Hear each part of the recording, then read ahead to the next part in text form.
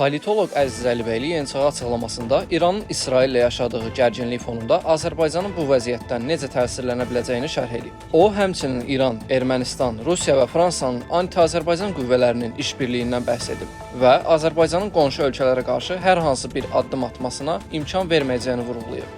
Hesab eləmirəm ki, bu məhz İran mərkəzi hakimiyyətinin qərarıdır. Amma bütövlükdə burada Ermənistan, Rusiya, İranın anti-Azərbaycan qüvvələrinin və Fransa daxil olmaqla bir işbirliyi üzə çıxır. Yəni, bu da birinci hal deyil ki, onlar Azərbaycana qarşı belə mövqelərdə anti-enerjini, o müharibə enerjisini həmişə yönətməyə çalışıblar Azərbaycana bizə.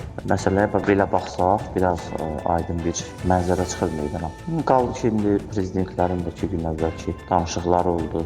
Azərbaycan bir dəfə də bəyan elədi ki, bu prosesdə heç vaxt Azərbaycan öz ərazisindən İrana, qonşu ölkələrə istifadə ilə bağlı şərait yaratmaz, izin verməz.